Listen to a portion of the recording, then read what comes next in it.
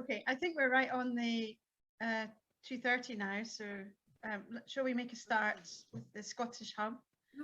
I'd just like to welcome everyone here, and in particular Kate Templeton, who's going to help me to chair this afternoon. Thank you, Kate. Kate, of course, is the powerhouse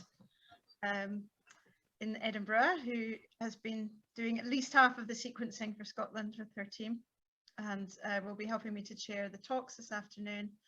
And I'm going to start. My name's Emma Thompson. For those of you who don't know me, I'm based at the MRC Centre for Virus Research in Glasgow. And so good afternoon, everyone, and welcome to the Scottish Hub of the COG-UK Celebration event.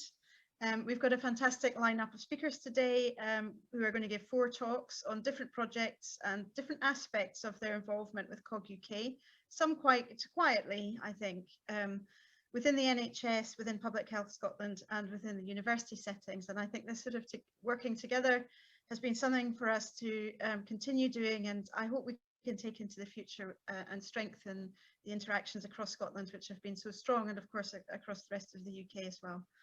So we're here really to celebrate the extraordinary achievements of the Scottish hubs over the last year and a half, and to say thank you to all of you for your individual contributions to this huge collective effort.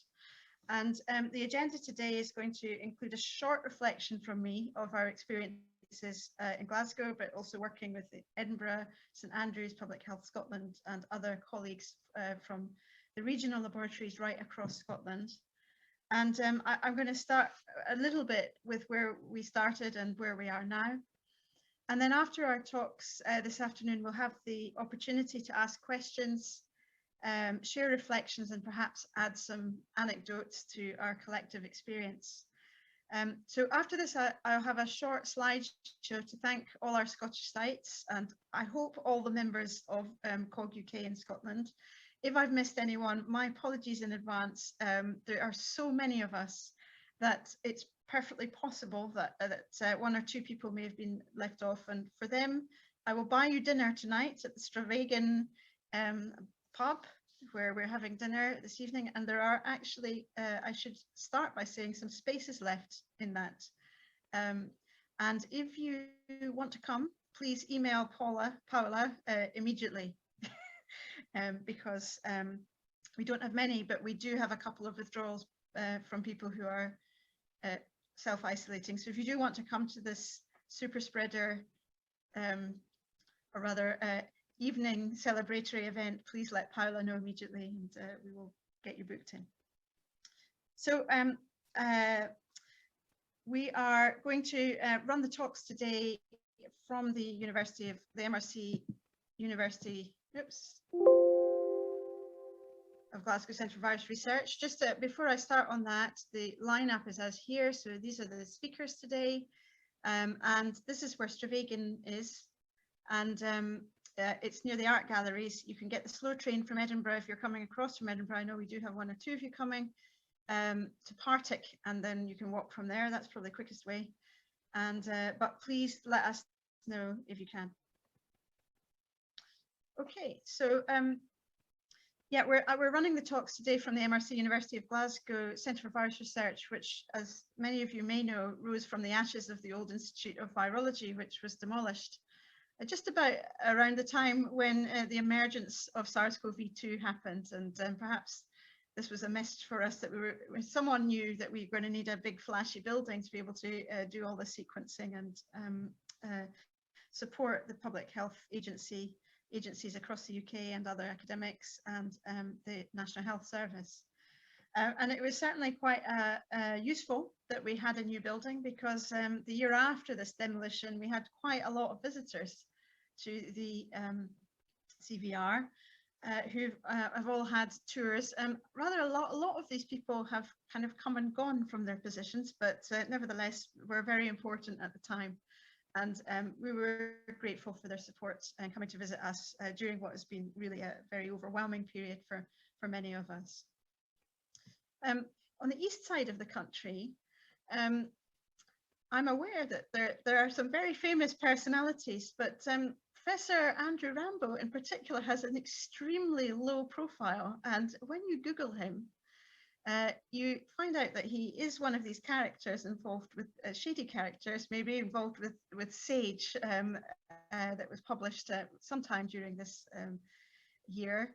And there's a photograph, which I don't think is Andrew, but he maintains that it is on his Twitter profile. So just to say that Andrew and Kate will be giving us hopefully some of their reflections, and their teams will give us some reflections later as well. So when all this started, we had decided at the CVR that we wanted to have a preparedness program, and that we were going to look for viruses and that we were going to sequence them and try to understand something about the phenotype and clinical presentation of these viruses. And many of us, when the SARS-CoV-2 virus emerged, were actually in Uganda looking for viruses, and it turned out that we were probably in the wrong place. And I remember seeing this tweet from Andrew while in Uganda, suggesting that there were news reports of sorry, just minimize this, news reports of an outbreak of viral pneumonia. And I think this tweet and the one from Jeremy Farrar was the one that woke a lot of us up to thinking that this could be a new SARS outbreak. So we all came back and decided that we better start sequencing. And happily, we'd started to interact with the Arctic team in Edinburgh, and Anna had given a talk just beforehand at the Iron Brew regular meetings, and we'd started to learn a bit about the Arctic protocol, which became the one that we started using, having actually been much more focused on target enrichment previously. Pretty much as soon as the virus was first sequenced, we got sent through the Arctic network from Josh Quick and Nick Lohman the primers to allow us to sequence the virus, and we're able to sequence very rapidly on March the 3rd, the first Scottish case. I think there was a fairly healthy competition. I would hope that we will be able to continue working together like this with Edinburgh of sequencing. And I noticed that at one point that quite early in the outbreak, we were really neck and neck with the amount of sequencing that we were generating, and we were actually able to go to the Wellcome Trust and tell them we'd already sequenced a very large number of genomes even before we were given any funding to do it. And that happened in both of the laboratories in Edinburgh and in Glasgow, and so these are some of the photos of those teams that put in extra hours to get that done very rapidly at the beginning of the outbreak. We found ourselves in a position at the CVR of scaling up more than we were used to, and the photograph on the left is of particular memory of mine, which is when we asked the Lighthouse laboratories and Sanger if we could possibly have 10 samples to help us understand about an outbreak that Public Health Scotland wanted us to investigate and sequence. And we ended up receiving 80,000 samples in many crates, for which we then had to find space at the CVR.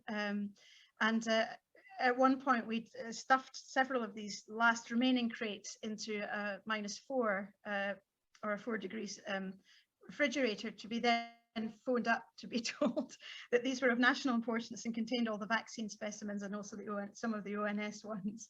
And so we went to great efforts, and I'm very grateful to colleagues from across the university who helped us with their -80 freezers to distribute these until it was possible to send them back on the lorry that they came on, after we cherry-picked a few samples for the public health. And then perhaps more positively for us, we asked Public Health England for a little bit of help because we were having difficulty in getting reagents. And we asked for one box of Thermo Fisher equipment, and we were sent an entire sort of lorry load, and so these were stacked up all around the offices of the CVR, still are actually, but we've got through that wall for a large part.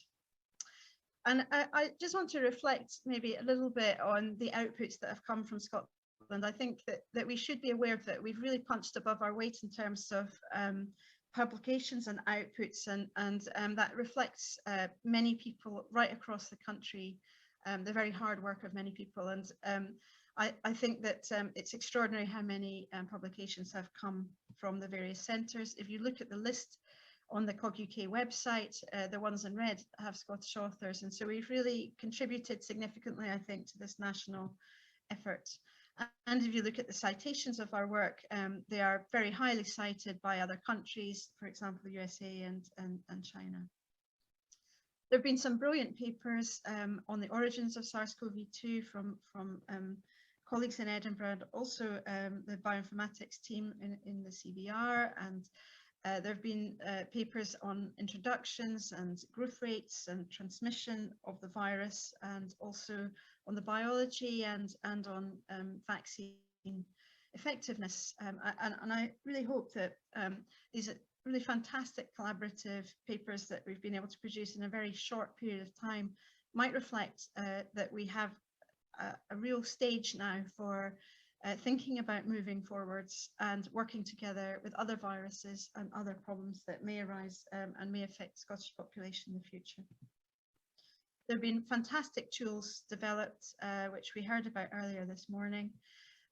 And also there have been huge contributions to the SAGE reports that were given to the government, including on outbreaks in universities, renal dialysis units and hospital settings. And again, a very large presence of contribution from the Scottish authors. So with that, I'd just like to finish by thanking all of you hugely for your individual efforts, for losing Christmas, for working over weekends, for and to your families and friends for supporting you while you have been doing that. And just before I finish, I have a little message from Nicola Steedman, who is the Deputy Chief Medical Officer in Scotland and has been responsible for the vaccine programme. And here's what she had to say. As Deputy CMO for Scotland, I just want to say a huge thank you to the COG-UK teams that have contributed to the massive sequencing effort to track the spread of the SARS coronavirus across Scotland. This has been the largest sequencing effort of any pathogen ever, with over 1 million samples across the UK, and a large number of those sequenced by the teams in Glasgow and in Edinburgh. It's resulted in the transfer of sequencing technology from academic centres into the NHS, and it's allowed us to track genetic mutations, variants, and vaccine effectiveness across the whole of Scotland. We've relied so greatly on the expertise and information you've provided as a crucial piece of the data to inform our national public health COVID response. You're an integral and essential part of the team in our ongoing response to COVID, and you're helping us to create a better, safer future for the people of Scotland. So thank you sincerely from all of us for all that you've done and for all that you continue to do. Okay, and so with that, I think now we're going to move on to the speaker presentations, and Kate is going to chair this session. We've got 4 speakers. The plan is that we will have the talks, which are quite fast fire talks, and it would be very helpful if you'd be kind enough to stick to time for us. And then we'll have a Q&A and kind of reflection session at the end of that, and then a short summary and close. Kate, I'm going to hand over to you. Thanks very much, Emma. That was a wonderful recap, and it's great that you know, the Edinburgh-Glasgow connection has worked just so well in all of this work we've done with COG-UK. So I was just going to, because it's going to be rapid fire, I'm not going to take too long, to introduce our first speaker, who's Thomas Williams, and his talk is, I'm very interested to see this. Thomas was was a sort of founder member. He was on that first slide of sequencing the nanopore and really drove getting a lot of the publications that we did jointly in Edinburgh and Glasgow. So re-entering the NHS corridors at speed.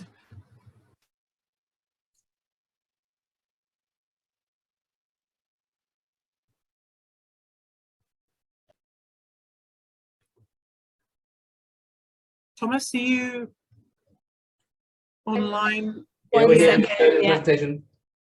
Okay, sorry. No, it's my connected. take a video still up. Yeah, do it. And then if you Okay, sorry. that's fine. Well, great. So hi everyone, it's really nice to see everyone here in person. There's loads of us here at Ashurst buildings and everyone via the Vigilink. I'm looking forward to seeing some of the Glasgow team in person this evening. I wasn't given any brief as to what to talk about today, but I assumed it was to do with what we've done with COG-UK, and I've just put down some reflections on working within the NHS as part of COG-UK, as part of an academic kind of endeavour, and as Emma said, what we could hopefully think about and achieve going forwards. Yeah. This is your video, so if you want them to see it. I don't think it's essential, to be honest. You don't want them to see it? That's fine. As long as you don't mind seeing my face, I'll just carry on the presentation. So I've got 10 minutes. I'll talk about the NHS, why I like working in the NHS. I'll talk about why I like research. That's a bit about me. Then I'll talk about our first few kind of dizzying weeks of doing sequencing in Edinburgh, neck and neck with Glasgow.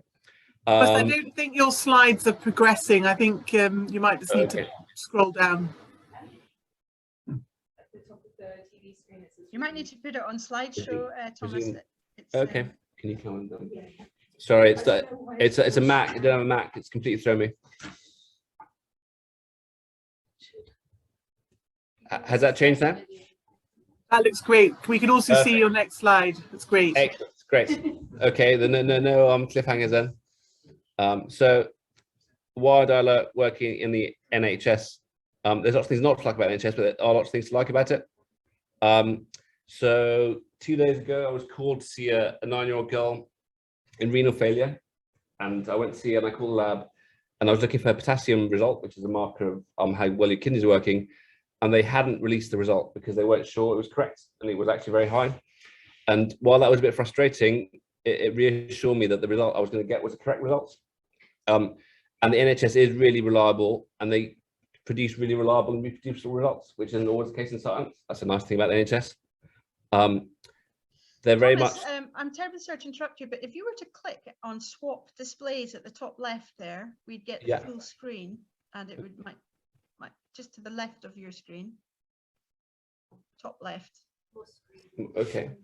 It says Swap displays. Okay, here we go. That's it. Better? That's it. Yeah, perfect. Okay, right, you can see the next bits. So the NHS is very team centered. It's not particularly personality driven, which is good and bad, but I like the fact that everyone feels part of a team and works together as a team. That's really nice. So when I wanted stuff done for this girl, stuff happened quickly, and it wasn't a question of me or someone else asking for it. It was just something that would happen. With that, there's a focus on process rather than outputs. Academia is very output driven, whereas in the NHS, people want to do a good job and do it properly. Perhaps isn't enough of a focus on outputs.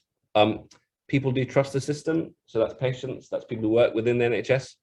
And then there's a stress on long-term investment and infrastructure, which means that if you start a project or something in the NHS, it will carry on, whereas in science, that won't always necessarily be the case. That sounds a bit negative about research, but I love research. It's really creative. There's a lot of creativity, which isn't necessarily the case in the NHS. People are really flexible, people are really adaptive. Things happen quickly. If people have a good idea, it gets taken up. There's a willingness to fail in research, which isn't the case in the NHS, just because people don't want things not to work. But there's a real kind of willingness to give things a go, to try things, to have a risk, take a risk, which makes it really exciting to do research, I think. And then if research is done well, then you get to understand deeply why things happen. And in a hospital environment, it's very reactive often. You're dealing with what comes through the door. You never actually understand what's driving the patterns that are leading to you being so busy or not so busy.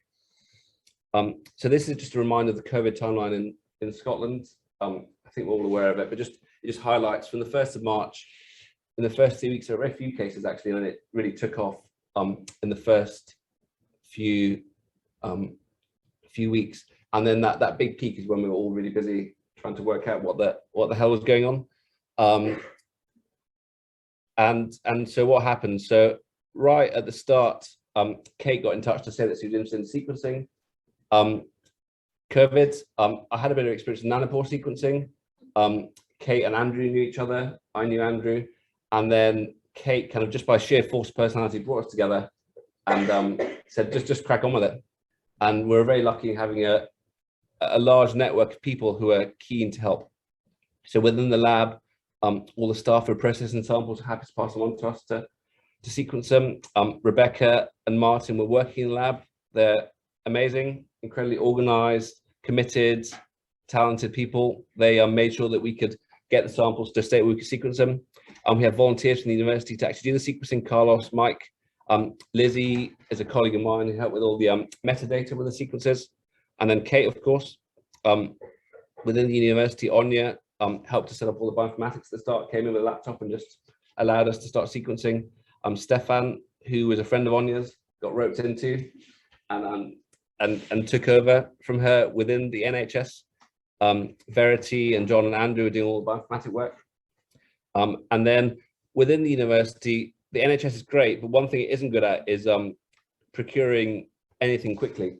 So for example, when I asked for a dictaphone at work, it took me 6 months to get a dictaphone. And there wasn't any real sense of urgency really with these reagents for the sequencing at the start of the pandemic. And I think I went in to ask Kate how long the reagents would take. They said, oh, it'll be 2 or 3 weeks. And I said, 2 or 3 weeks is like, why bother? So I went back to my institute and the people there agreed to put through on a next day order all the reagents we needed without kind of any questions asked. It was great. People pulled open their freezers, gave me enzymes, gave me reagents. The Roslyn came across with a lot of nanopore reagents, again, given to us with no conditions, just so they could start. And then all the hospitals around Edinburgh started sending in their samples and providing us with details about their samples. So the Borders, the Victoria Hospital in Kirkcaldy, Ninemore Hospital, Matt Holden from the St Andrews involved, Glasgow, obviously you're involved, and Josh Quick sent us all the primers. And so basically, within just a few days, we had everything we needed to get going, all the expertise, all the reagents. And it was really exciting to, obviously it was slightly gutting to not be the first in Scotland, but it was really exciting to be part of this big group effort, a huge amount of goodwill, a huge amount of talent, and to be able to generate results. This is my re-entry corridor that I referred to in the title. And I think, I don't know anything about kind of space travel, but basically I do understand that when you're trying to get a shuttle back to Earth, you can either go too slowly and then just overshoot and miss forever, or you can go too quickly and then it all goes wrong, so you just hit the atmosphere at the wrong angle and burn up. And in my mind, the going too slowly part is the NHS, and the going too quickly part is the academic kind of research side. So because of researchers' willingness to fail, often things happen quickly and not necessarily the amount of care that you want for it to be a perfect result. Often perfect isn't what you need. And the NHS does things really efficiently and effectively, but it does take a bit of time to get to that stage. And I think in the first few weeks of COG-UK in Edinburgh and in Scotland and the UK really, I think we managed to get the best of both worlds and enter the atmosphere without any mishaps. So we brought together the best of research and the NHS. There was a lot of teamwork. There's a lot of creativity and flexibility. We did want to make sure we got reliable, reproducible results, and I think that's carried on. And I think we did contribute towards a deeper understanding of what was going on with COVID in the UK in those very uncertain first few weeks.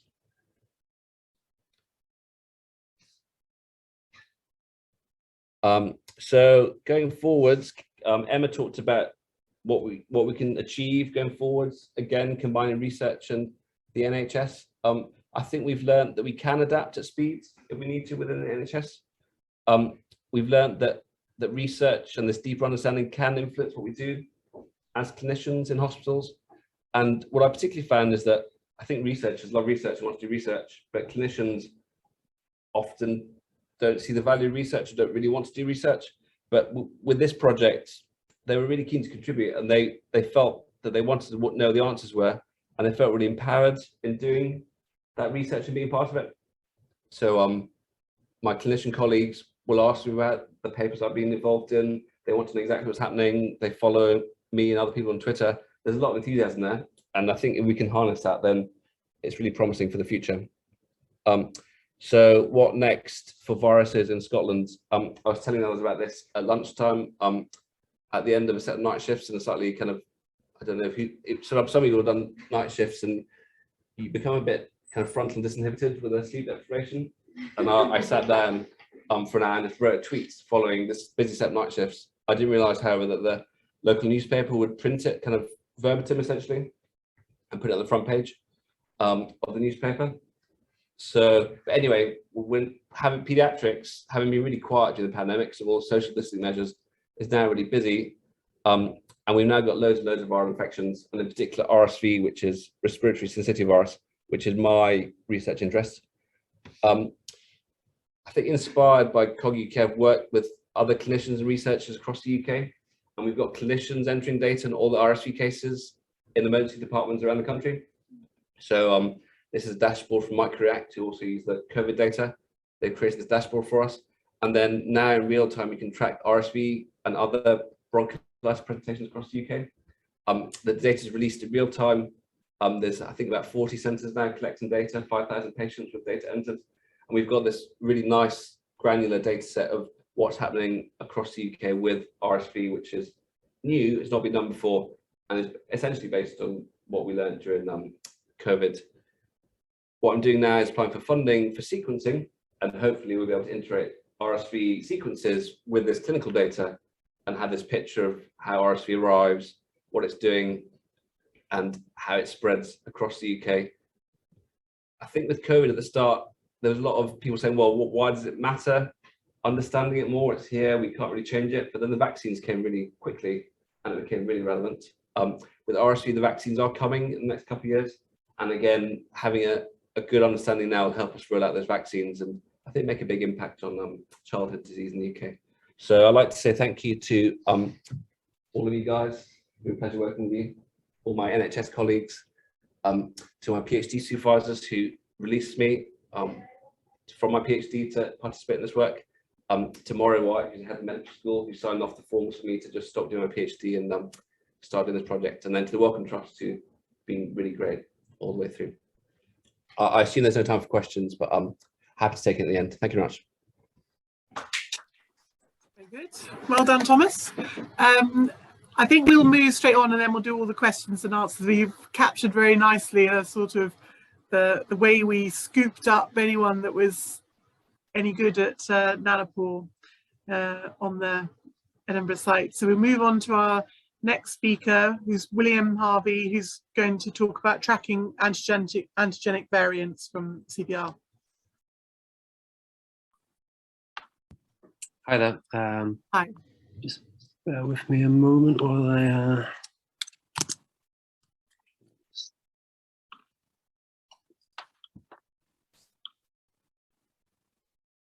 So I think you'll be able to see my title slide now. Cool. Okay, well, yeah, thanks very much for inviting me to come and talk about what myself and some of the others, both at CVR and wider within the COG consortium, has been up to over the last few months. So I actually kind of got involved in working with this with COG-UK before I was working at CVR. So I was working in the Biogeographic Institute in Glasgow, and I had some kind of previous work looking at antigenic variants of flu and foot and mouth disease. So I was kind of interested in keeping up to date with the literature and stuff like that. I was chatting about some of the sort of stuff I was looking at with David Robertson, bioinformatics at the CVR. Then he was sort of saying, "Oh, you should get in touch with this guy who, by email, seemed to be called Ale. It turned out to be Ali, or Alessandro Carabelli. So he's based at Cambridge, and he was working very closely with Sharon Peacock and the team there. And so it was really sort of Ali and I together were starting to try and build up information that was emerging in the literature on phenotypic consequences of mutations. There was sort of experiments exposing spikes to monoclonal antibodies, to plasma samples, and looking for escape mutations. There was experiments from sort of Jesse Bloom's lab things like the Alison Greene et al. Papers, where they were using deep mutational scanning to understand the phenotypic consequences of mutations, and then there was, obviously the kind of various phylogenetic analyses and selection analyses and this kind of thing.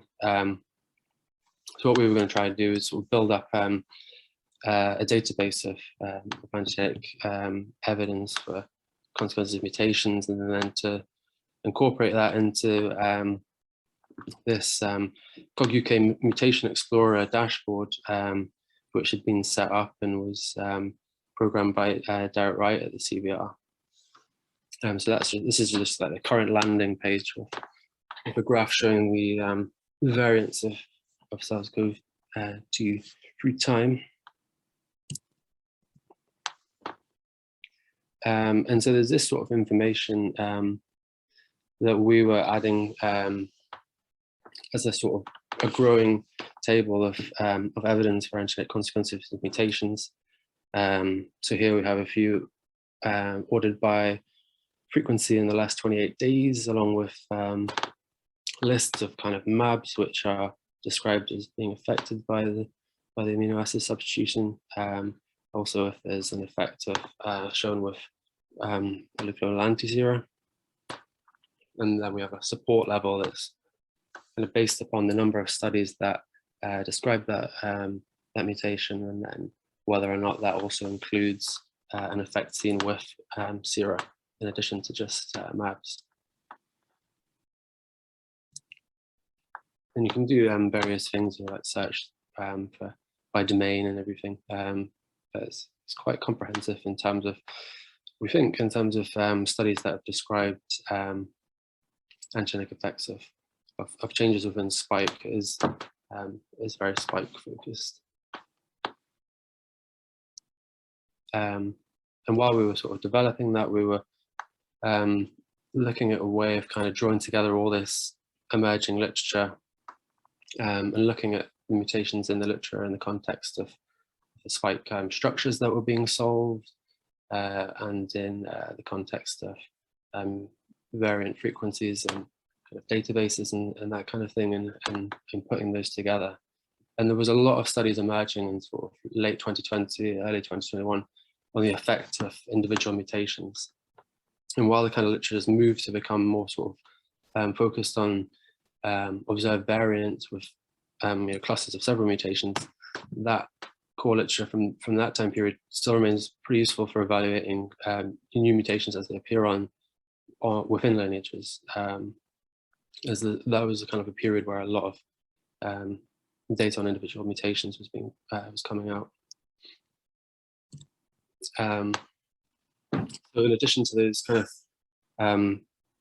all-encompassing kind of things, we have some sort of targeted actions which we're carrying out, so in collaboration with the Ronapreve developers. We looked at this therapeutic MAB cocktail. So it's got these two monoclonal antibodies, and they've done experiments on sort of the consequence of substitutions for recognition by these two MABs.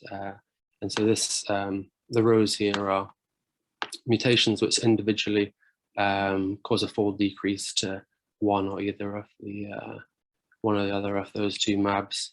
And then these connectors, they link any sort of observed combinations of mutations in the CLIME database, show the frequency of them. And the ones we kind of be worried about are where you've got connectors linking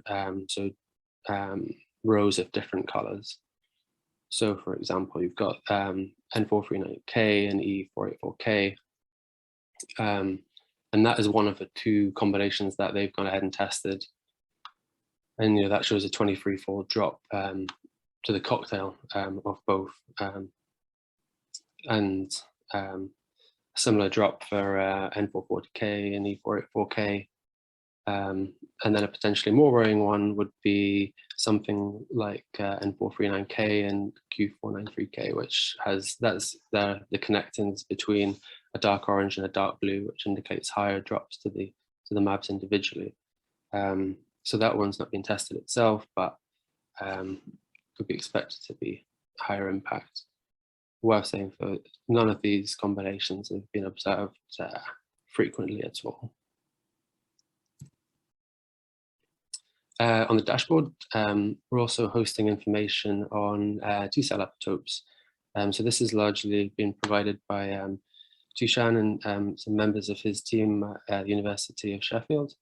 So it's kind of, they're drawing together literature on any T-cell epitopes with experimental support. And then Derek is putting those in the context of observed variation within climb. And so this is like zeroing in on a particular amino acid substitution, showing epitopes and HLA types that are sensitive to that epitope, and then have a logo plot showing kind of variation across the epitope.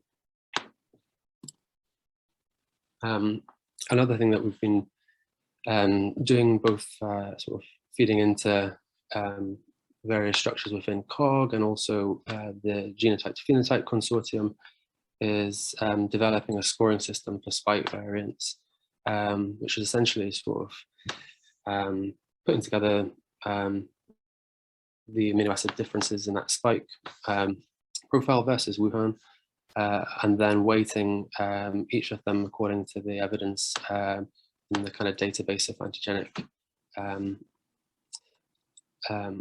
evidence that we've built up from the literature.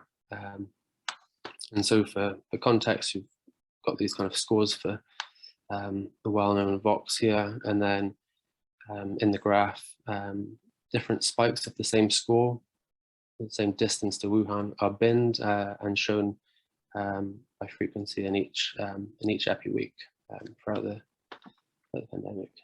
And you can see that although the sort of primary feature of the alpha and delta variants was this increased transmissibility, linked largely to sort of changes in furin cleavage properties, that those waves have been accompanied by an increase in antigenic distance from the original virus, which is what is the basis of the vaccines. And then at the bottom of the plot, we can see that there's also a sort of low frequency, more antigenically unusual spikes.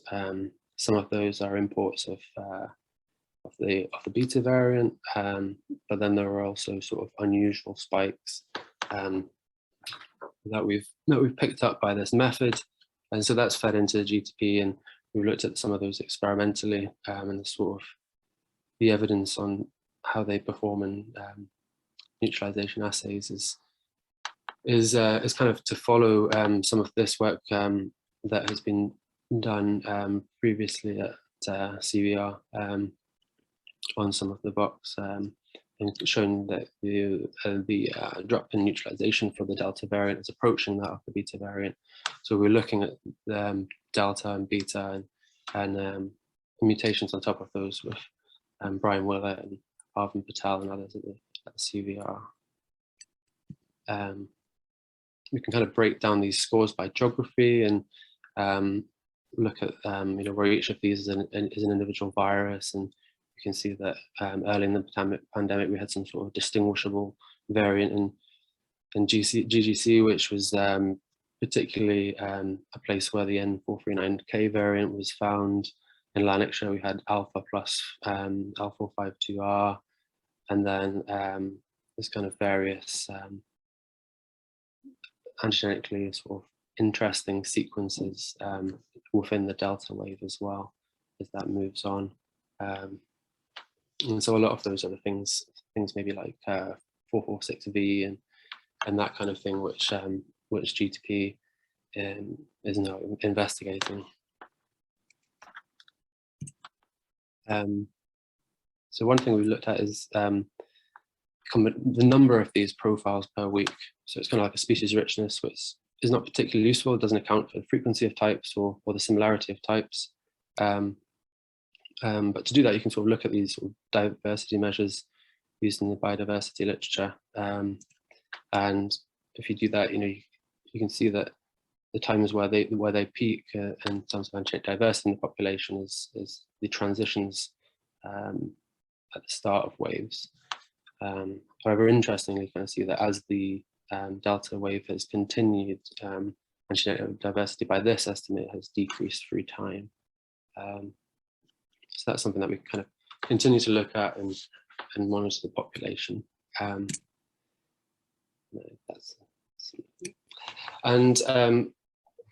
We're just about to run out of time, but yeah, I mean, the stuff that I've covered briefly there is been in collaboration with so many people. I've worked particularly closely with David Robertson and Ali Carabelli throughout, but many others at various times, and I'm sure there are many that I've not been able to name on here. So yeah, thanks very much.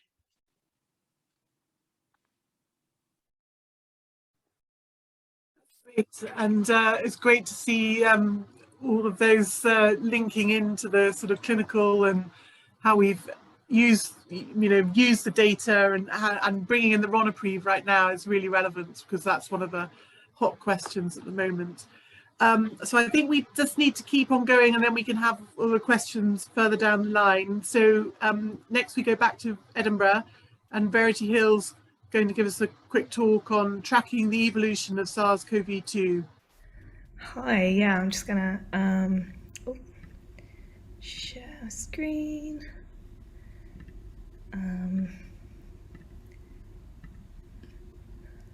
Is that all right? Can you see my slides? Okay. That's perfect. Fantastic. Okay, so yeah, hi everyone. My name's Verity, and I am a fourth year PhD student in Andrew Rambo's lab at the University of Edinburgh. Thanks for having me to speak today. I'm going to talk a little bit about what we've been using some of the COG genomes for in terms of tracking variant spread in the last kind of year or so. So there are two variants that I'm going to be talking about today. So the first one is the alpha variant, also known as lineage B.1.1.7. It was first sequenced in kind of late 2020 in Kent in England, right in the southeast on the coast. It notably contains N501Y, or call it Nelly, and some other mutations that were of concern at the time, and I think are still being investigated for their phenotypic effects. And it swept through the UK and then the rest of the world, and was responsible for quite a large number of the cases over the winter of 2020 to 2021. And then it was replaced kind of later in 2021 by the Delta variant, or lineage B.1.617.2. So that was first sampled in India, possibly at a kind of similar amount of time, but it didn't really properly get going until 2021, and it was only designated a variant of concern by the WHO in May. It contains some of the same deletions as the alpha variant, but kind of an interesting different set as well. And they both have evidence of increased transmissibility, but Delta just pips alpha a little bit, and also has possibly some level of immune evasion, although, like I say, the details are still coming out about that. So we're going to start with the work that we did on alpha in the lab. So we were interested in how alpha spread across the UK. So we think it started in Kent, and we do think it started in Kent, and this is partly why. So we started by comparing human movement data. So this is this figure on the left is from, I think, mobile phone data, and it just shows human movements, like completely independent of COVID. Human movements across the UK, with ones from London highlighted in red, because Kent is right next to London, so we kind of see this big like merging together of the two, so we kind of treat the two of them as quite similar in this study. And on the right is a correlation of the earliest alpha sample date with the number of human movements from Kent and Greater London. And you can see that the correlation is pretty good. And the key thing here is that it's not distance that we're looking at here, it is the number of movements. So London is maybe better connected to, say, Edinburgh than it might be to somewhere in Cumbria, for example. And it shows that the movement from Kent and London predicts the arrival of alpha pretty well. So that helps support the idea that the variant really did first arise in Kent, and wasn't just first sampled there. But we wanted to explore the underlying movement processes a bit more. So to do this, we took the about 17,000 alpha sequences from the last few months of 2020 that had data up to the outer postcode level. So we've got the tree on the left there, coloured by nuts regions in England. So that's like slightly more zoomed out than county. And on the right is the number of sequences by outer postcode region in that time frame of alpha across the UK. And we decided to run a continuous biogeographic analysis on this. So this essentially works by providing coordinates to the sequence tips and then allowing the location of viruses to be inferred in a continuous way across the tree. Excuse me. So you can reconstruct unobserved locations across the tree. So prior to this analysis, the largest data set this had been done on was about 1,000 tips. So it's presented quite a lot of methodological challenges, the main one being that we weren't at this stage able to incorporate uncertainty. So you had to just run it on a fixed tree. I promise it's not COVID. Okay, so these three figures basically show the main results of that analysis. So each dot is a tip of the tree, it's a sample, and each line is a virus movement that we have inferred from that continuous phylogeography. And we found that there were three main phases of spread of alpha in this data set. So the lockdown here is referring to the November English national lockdown. And prior to lockdown, kind of wasn't really getting going very much. You can see it moving between Kent and London. A few other places, there was a cluster in Norwich, things like that. Not doing a lot.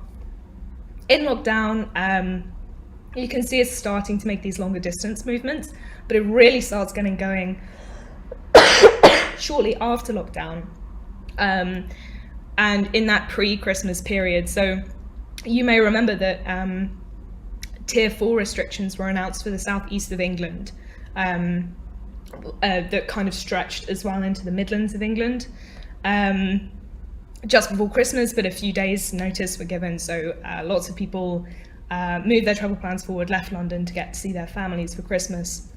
And so you can see those very long range movements happening.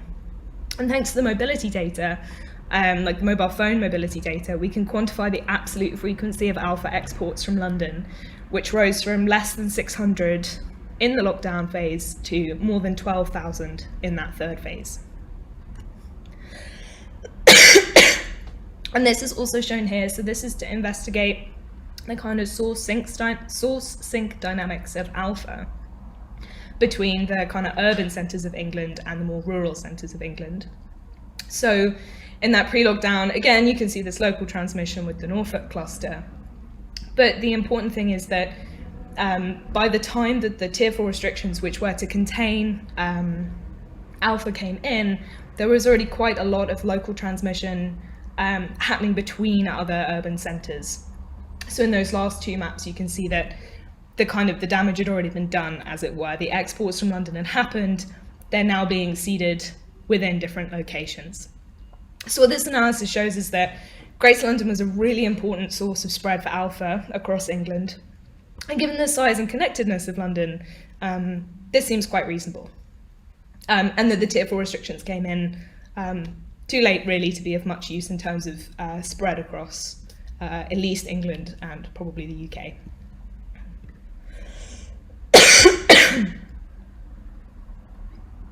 Okay, so then Delta, we've got this newer variant that we can now compare this spread to. So Delta's now been sequenced in 150 countries as of yesterday, and had over 1,000 introductions into the UK. So what we're looking at is something more similar maybe to the first wave, where we had all of these introductions from different places coming into different parts of the UK. And this map here shows the geographic spread of the data set that we were using. Again, it was the sequences that had postcode level available in the right time period. And this time it's about 50,000 sequences for Delta in the first half of 2021. And this is just coloured on the county level to show the rough distribution of where most of the sequences were. You can see that most of them are in the northwest of England, this very bright part here. This is Greater Manchester and Lancashire. We saw that in the case counts as well. And then down here is London, that's also kind of being quite bright. So the question is this just lots of introductions into those regions, or was there local spread? So we wanted to investigate those viral movement processes again. So we ran another continuous phylogeographic analysis. The results of which are here. So again, we've got the dots represent tips coloured by sampling date, and the lines represent viral movements. And these are, because there are lots and lots of introductions, we ran all of the introductions separately, but these are the three of the largest ones in size order. So you can see that the largest one on the left is all over Greater Manchester and Lancashire, with quite a lot of movements leaving Manchester and going to London as well, but also London back to Manchester. And that part of the northwest is also seeding other countryside parts of England. And then to show kind of a bit of variety, that was by far the largest introduction, sorry, I should say. But the other two transmission lineages, you can see that they're centered in different parts. So the middle map is mostly around London and the southeast, again with London seeding lots of places. And that last one there is actually Nottinghamshire, with Nottinghamshire seeding fewer places than the kind of really big cities, but still getting out. So what's quite interesting is it doesn't seem that it's something necessarily inherent about Greater London that leads to variant spread. Maybe more instead just where it happened to start. And if you get into a good urban centre that has transport links, that's the thing, rather than it being London specifically. So if Alpha had started, for example, in Manchester, maybe we would have seen the same thing but spreading from Manchester. It wasn't just that it started in the southeast. So on that note, I'd like to apologise for my cough deciding to make an appearance, and thank everybody at the University of Edinburgh. The people I've named here are the people that were on those specific papers that I was presenting, and obviously everyone in COG-UK that has made the respectively 50,000 sequences and about 20,000 sequences that makes these large phylogenetic analyses possible.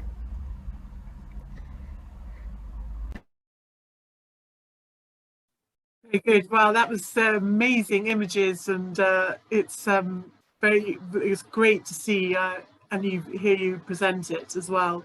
We're going to keep moving on. We're going to go back to Glasgow, and Guy Mollet's going to give us an insight into the UK COG-HOCI study, the trial and tribulations and eventual triumph. Hi there, I'll try and just share my screen.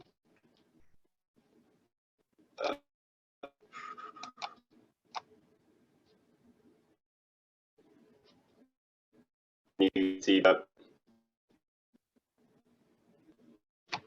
Great. So I'm by Mollet. I was working up in Glasgow at a clinical research facility last year, and Ben was to work with to essentially help with the UK HOCI study, which is a hospital COVID infection study. I'm just going to talk about the trial itself, quite substantial difficulties that we experienced in the running of it. Then eventually how to sort of solve those and some of the potential for whole genome sequencing in hospital outbreaks. So the UK COG-HOCI study, it's essentially a study designed to assess the potential for whole genome sequencing to aid the hospital-based infection control teams, and specifically in this case in the management of hospital-acquired SARS-CoV-2 infection. The team down in UCL developed a reporting tool that would provide IPC clinicians with a patient-specific likelihood of hospital acquisition. I'll talk about that in a second. The study itself was designed to assess whether the speed of receipt of that reporting tool outcome actually made any difference to local incidence rates of hospital-acquired COVID-19 cases. And that was in a difference between a rapid turnaround where we'd provide a report within 24 to 48 hours of sample reception in the sequencing lab with a standard turnaround of about 5 to 10 days. And the study was undertaken across 15 UK hospitals. Just quite a dense slide about the reporting tool itself, and I'm sure I'm hideously simplifying it. It required a HOCI definition of a first positive SARS-CoV-2 test occurring greater than 48 hours from admission in patients with no suspected COVID on admission. Any sequence which didn't achieve 90% coverage wouldn't be put through the reporting tool. Within the tool itself, the prior probabilities were based on the known distribution of incubation periods for SARS-CoV-2 infection, and that was taken from with a proposed incubation from time of admission to hospital to time of positivity, and the source of infection based on whether or not visitors were allowed onto the ward at time of positivity, because you wouldn't be able to sequence those people. However, throughout the study, we had no visitors in the hospital. Subsequently, you'd sequence every other sample from the hospital, and then the model would run with the background sequences separated into 3 specific groups. The unit, which was all sequenced infections occurring in the same ward as the index case in the past 3 weeks. The institution, which was all sequenced infections occurring in the same hospital in the past 3 weeks. And the community, which was all sequenced infections occurring in the community in the past 6 weeks, with the community taken as a proxy. We were using all samples taken in the emergency department for patients who were subsequently discharged or who became positive within their first 48 hours of admission. Linkage between the index case and those specific units was based on a maximum threshold of a 2 single nucleotide polymorphism difference, and that was a simple yes, no, is it within 2? And then the output, unfortunately, I don't have a picture of the PDF itself, but it essentially said for each of those 3 groups, unit, institution, community, what is the probability, and was it low, moderately low, probable, high, or very high? The study itself, therefore, would be run like this, and you'd identify SARS-CoV-2 in a patient in a hospital. They would be assessed and deemed to meet the criteria for a HOCI. Their sample would be sequenced, and alongside that, you would do background sequencing of every other sample within the hospital. The sequencing would then be run through a reporting tool, and the reporting tool results would be provided to the infection control teams, and within the rapid phase, that would be within 48 hours. And this was our proposed timeline of how the study would run. As you can see, we decided to make it an Glasgow study, and what this meant was that the patients were over in the east of the city in Glasgow Royal Infirmary. Their sample would then be sent to the West of Scotland Specialist Virology Centre alongside every other sample from the NHS GGC hospitals. We would need to taxi those samples once we had found them across to the MRC Centre for Virus Research to undergo preparation and sequencing. And then me and the research nurses were sat down in the clinical research facility filling out CRFs. Unsurprisingly, multi-site logistics were a main difficulty in this study, and really with the study, the transition from the base sequencing, where we were just sequencing all the samples in the hospital and therefore producing the background data set, into the rapid phase where we needed sequencing to be done every day and the turnaround times within 48 hours, we really stressed the logistics of the study, and within our own platform, it caused us to have to stop the study after about 2 weeks because we just weren't making the times required. So we spent about 3 weeks at that point really developing sort of a firm system of exactly what was going to happen for the samples to be shipped across, and we started to get to the point where we felt we would be able to restart the study after the Christmas period. Unfortunately, then we were hit by our second difficulty, which was that we began to notice there was quite substantial amounts of sequencing failures going on, and on some lovely investigations by the 2 laboratories, it was found that the samples that were being extracted over at the MRC were subsequently not being sequenced, and I'm not sure the exact history here, but it seemed to be to do with the buffers being in the HS labs prior to transfer. Fortunately, the NHS laboratories were kind enough to essentially step in and do all subsequent extractions, and that actually really helped with our timings for the logistics as well, as long as we got all our requests to them by 12 o'clock for a specific extraction run. And that then allowed us to restart back at the end of January and in part miss most of the alpha wave, which was nice. And then we began to have our final sort of issue was that with the data protection, and where, as you can imagine, as we move from the NHS labs across to the university, everything needs to be fully anonymized. And the reporting tool produced a PDF, which then, in the attempt to de-anonymize it to make it useful within the clinical scenario, was incredibly slow, and the board were matching up numbers. Fortunately, Joseph Hughes, our bioinformatician at the university site, came up with a nice workaround, but it required a trip from me over to the NHS IT department over in Paisley, and a chat with them to try and get them to build a Linux computer embedded within the NHS servers, essentially for me to do 4 clicks every day. Fortunately, they actually agreed to this, and from about early January, we were producing reports on a daily basis, and subsequently, we actually didn't have any hitches. I thought I would finish, so we don't have any of the specific sort of outputs of the study, but I thought I'd finish with a case study from our time on the ward towards the end of March 2021, which highlights some of the potential utility of the whole genome sequencing in the clinical environment, but also some of its limitations. And unfortunately, this was quite a severe outbreak that occurred, as I said, in March 2021, and occurred on one of our Nightingale wards.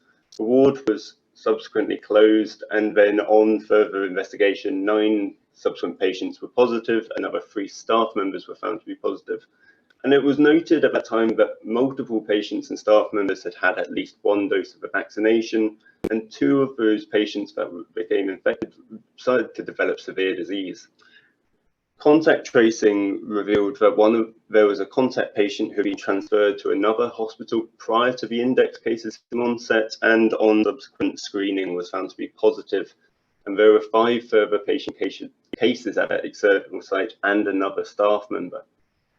With the combination of the sheer size of the outbreak and also the fact that there were multiple people with 1 dose of vaccination, and in March 2021, we didn't have as good an idea of what level of either sterilizing immunity that would provide, but also how much severe disease we would expect.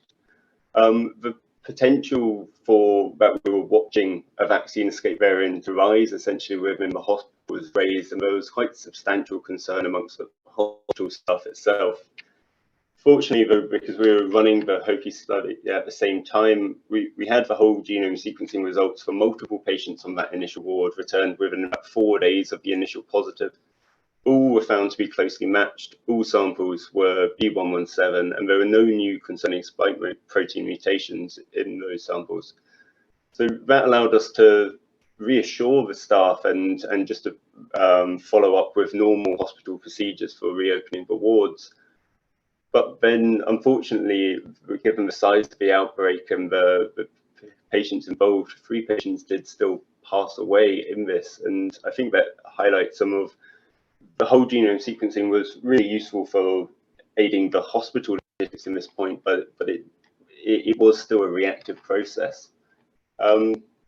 So that's been a bit of a whistle-stop tour of the study that we were doing in Glasgow, and just to say thank you to everyone at every single site for their help, and I'm sure I've missed some people off that slide. The paper at the bottom there is the one to essentially describe how the reporting tool actually works. As I said, I've produced quite a simplified version, and that's the Glasgow Royal Infirmary. Thank you.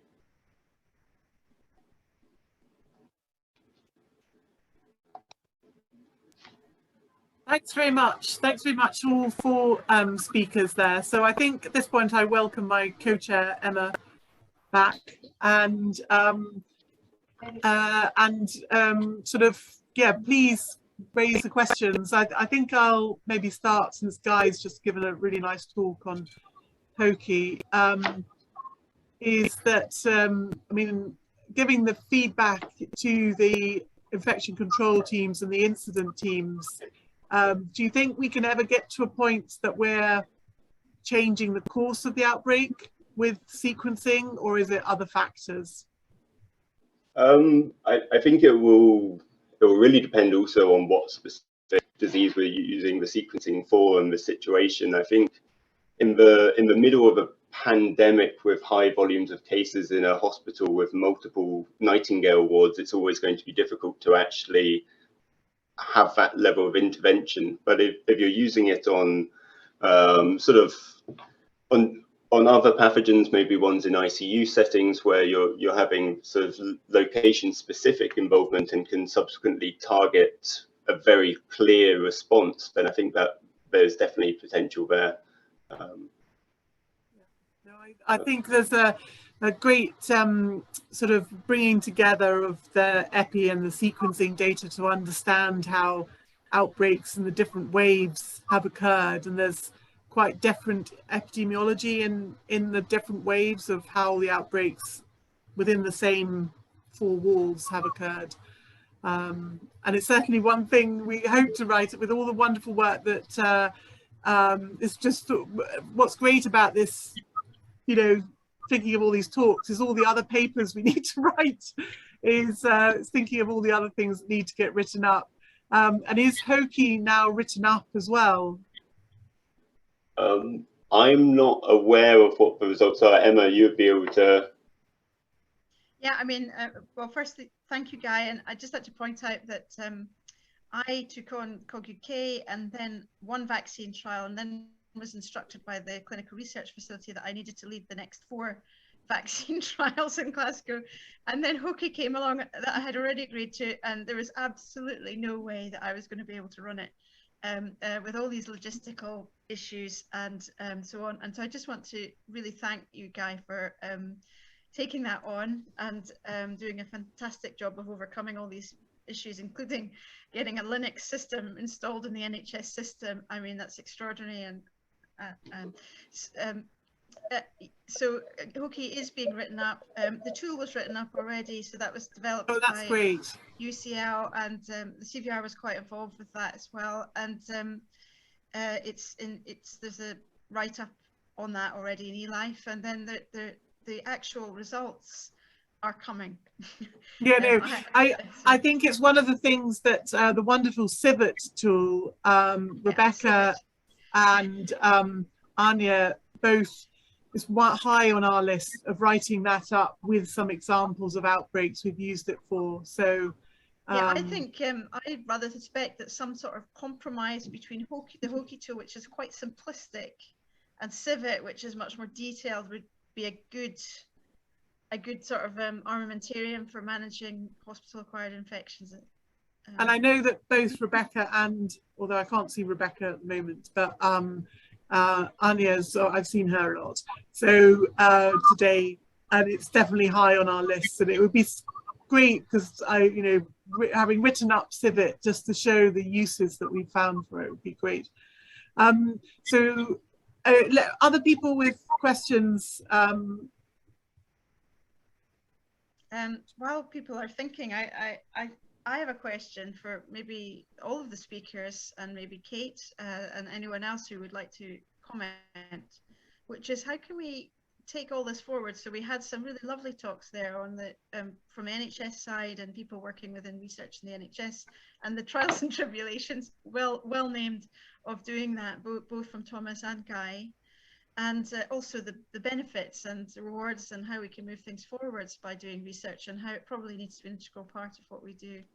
But how do we, and then the tools obviously from the other 2 speakers, so how do we take this forwards? I heard Thomas talk about RSV, and I think maybe there might be some role for BBVs, for example, as well, some of these tools. But how can we work together across Scotland to kind of continue this catalyzed process of using sequencing to manage patients better, manage our hospitals better, and so on?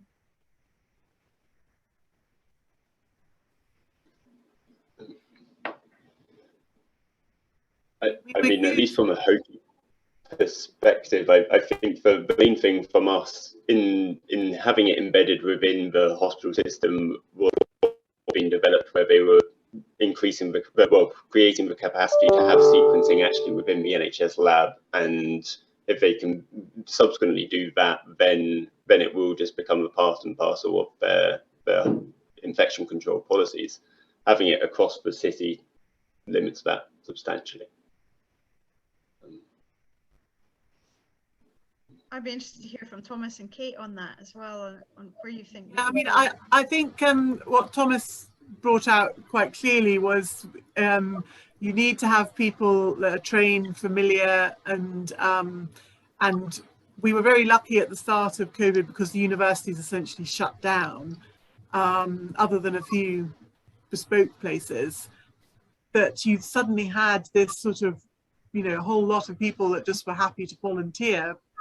And looking at the names there, I mean, Michael was one of the people. I mean, he was amazing. He would just do library preps till, you know, just kept on going. And it's now that we're, you know, I'm obviously sitting two camps because I'm, you know, while I'm part of the university, I'm also NHS as well. And we're now, as you're very aware, trying to bring in this whole ramp up of ability to sequencing and to do huge numbers, and part of that is definitely meant to be to create a legacy part of that. But you know, even with that, if you started to talk about doing RSV, I mean, right now it'd be really interesting to be doing that sequencing right now, but there's just no capacity in what we're doing because we're still responding to COVID. But it's a fascinating question, and there's going to be, I mean, almost certainly there's going to be flu turning up, and of course the sequencing that mostly people do is just the neuraminidase. They don't do whole genome sequencing, although Wales has gone down that route, but you know, others aren't doing. But really we should all be that, and maybe that's where the whole genome sequencing, you know, but it's trying to find which bits sort of, you know, Thomas brought out very clearly the way the NHS is about some things that aren't quite academic, and we managed to get over that for COVID. We managed to let all of that run a bit, but we weren't, you know, part of UCAS, and we weren't part of all of the, and if there was a way to be a bit more relaxed about some of the things that weren't actually going back as patient reports, but were just sort of fueling the understanding of the disease at a sort of more population level. I think that may be a way that we can really make the best of what's happening, and the ability of what academia has as well. I mean, maybe we need to change our infrastructures a bit to incorporate sequencing as a more routine. I mean, it's happening, isn't it? But it's under very high pressure at the moment, the system, and I guess there might be a number of different sort of, you could use it for population-based public health in a maybe in a slightly different way from an individual patient level diagnostic tool, as you say. Yeah. Well, I hope we can continue those conversations. Yeah. Over time. Is there anyone else? I think David might like to say something. Well, I had a question for Verity and Will, and I guess from I guess Verity talked about the variants and how they've taken over, and Will talked about the antigenicity. What do they think is going to happen next? What's in terms of their intuition or sort of experience of the data sets? What's next on the horizon? A new variant or Delta plus change? I'd just be curious to hear a comment. We actually had this discussion earlier, but we were thinking more like longer term. For now, it seems like bonkers that anything could outcompete Delta, I guess. But then I did also think that about Alpha, so I was wrong about that. So yeah, I mean, like there's all these sublineages of Delta that are pretty big. So things like that might, I guess, take off. Like, I don't know particularly, to be honest. It will probably just like bumble along in a fairly like low, well, not that low prevalence probably for a while, I guess, but yeah, certainly variants are pretty difficult to predict, I think. Will, do you want to say something? That trend up in diversity on your superimposed sort of line looked a little bit worrying to me. I was at the final week, I think. I think that's just the way the Epi weeks break out. That's based on very little data. Should probably cut that off. Good to hear that. Yeah. What do you think is going to happen? when will Delta die off? Oh, I don't know. I think it is very hard to say. I think like one thing is maybe monitoring and what would a kind of second generation Delta, like maybe emerging from a chronic infection with a cluster of changes look like. I'm not sure if there's any evidence out there of something like that has been seen and whether that could have changed properties. And I think maybe like yeah, another thing that we're sort of thinking about is, you know, building up a picture of what populations have seen in terms of variants, and perhaps the amount of Delta that's been seen by the population could favor something that's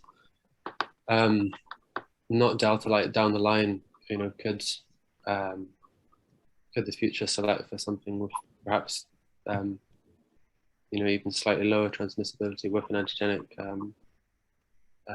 degree of novelty? I think it's sort of, those are the kind of things we're thinking about.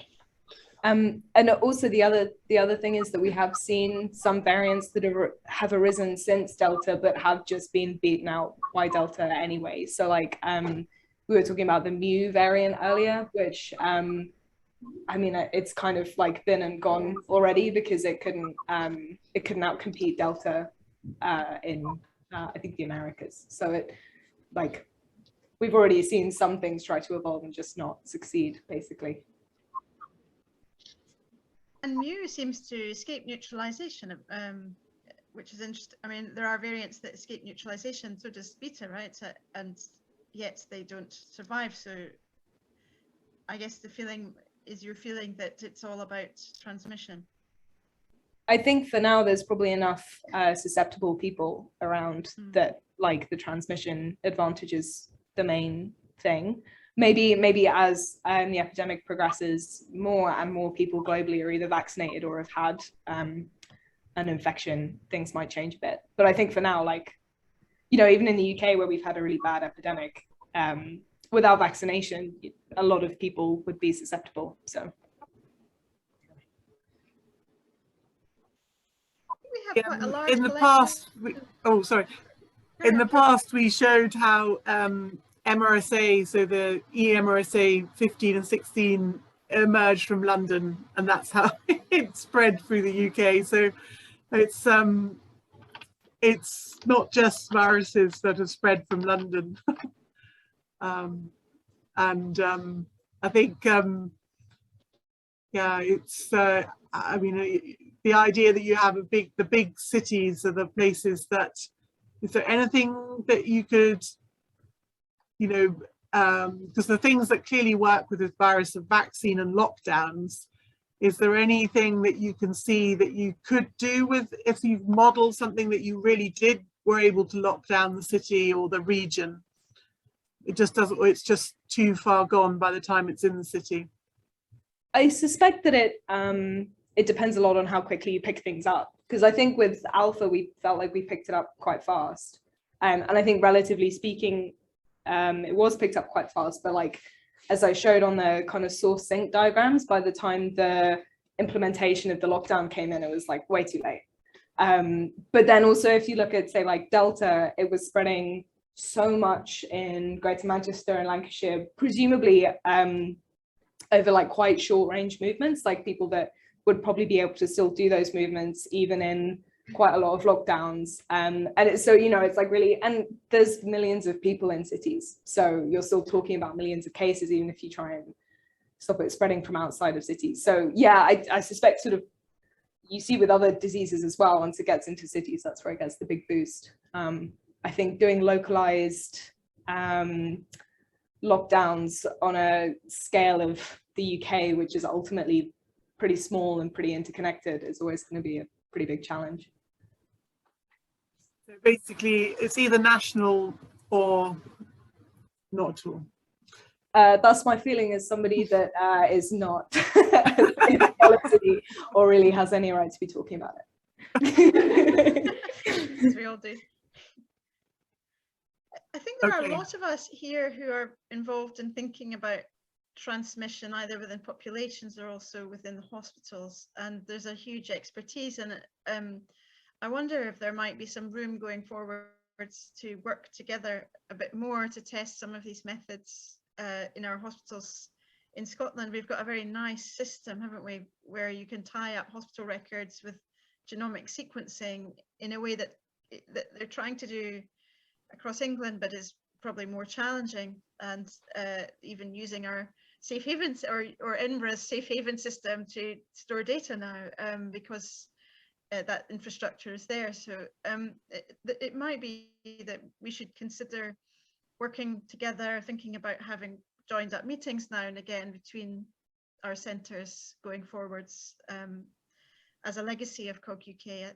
If people were interested in that, I think it would be a really positive step to continuing to work together. Chris, some of that may take place in the PHS setting up the genomic kind of consortium, so that there's a space being created to link to academics where Kate and all of us are already quite involved. Whether that's going to get really big if we start to extend to other pathogens, and it's going to. Yeah, that might be the right forum just to maintain these strong links and develop them further. Yeah. So I was just going to say hi. I've not really been in Scotland very long, but I think just anything. I'd be in favour of anything that does kind of bring people together. I mean, partly I was previously based in Cambridge, and there was kind of a hospital-based study that ran almost kind of entirely parallel to HOCI, with no real awareness of what each other were doing until we'd both come up with parallel solutions. And we sort of got together at the end, and so I've been talking to Judy Brewer, certainly at UCL, to explore ways forward, and I'm still working with the biostatistics units in Cambridge to think about these kind of things. But there's certainly overlaps in terms of, community infections and so forth. And then my view is when you go to other viruses, I mean, this is a bit of a bugbear for me, but they're all the same. I mean, they've got sequences and the sequences change. They all evolve. And so if you take, I don't know, I mean, not claiming it's the best method, but if you took our method and want to adapt it to flu, it's really a case of changing a few parameters kind of here and there. And it worked just as well, or just as badly, depending on what you mean. But I think sort of being, if I can sort of stick an oar in, I mean, just being new to the CVR, I'm just very keen to get involved in what's happening in Scotland, and say hi and do keep me in the loop. Maybe some kind of meeting, Emma, which is sort of public health focused, sort of that. Yeah, I think maybe like a meeting focused on these transmission issues, for example, within hospitals. But I guess it's that academic public health clinical interface which has emerged from the pandemic that before was just impossible to do. Yeah, and then working within the systems that are in place in Scotland that we've come to rely on, so and use at full speed, but could probably be even improved further. I think, unfortunately, I'm going to have to start to close the meeting after a really wonderful set of talks and discussions. Thank you so much to the 4 speakers and to my co-chair, Kate, for stepping in to do that. She didn't mention, but I phoned her about 20 minutes before the meeting, and I'm very grateful for that. Also, would just like to say a really huge thanks to Paula Olmo, who helped me to organise this meeting today. Thank you very, very much, Paula, for everything that you've done. And then I'm going to end. I've got a couple of slides of closing credits, I hope with almost everyone mentioned on it from the teams across Edinburgh, Glasgow, Public Health Scotland. And if you bear with me, if you have headphones on, you might want to just turn them down, I'm told. here. And just before I go to the closing credits, we have 2 or 3 spaces still left at the Stravagan. If you want to come, please email Paula and we will add you in. And now, in true Scottish style, I'd just like to say thank you to every single member of the Scottish teams who have contributed so much to COG-UK, and I hope we can continue to work together, for example, with hospital-acquired infections, and to look at transmission of population-based levels in partnership, in continued partnership. And so, firstly, here to the Edinburgh team.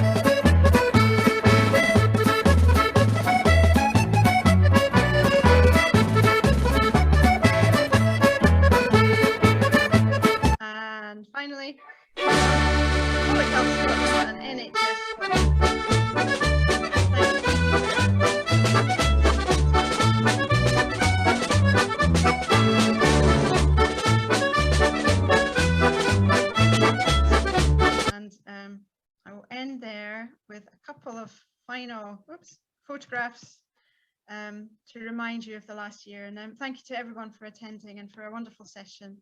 And I'm told that the main sessions restart at 4:40, so you have a break now for coffee, emails, and anything else that you need to recover.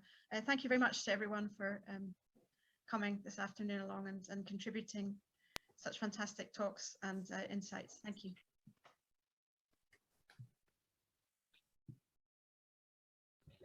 Thank you. Well done, Emma.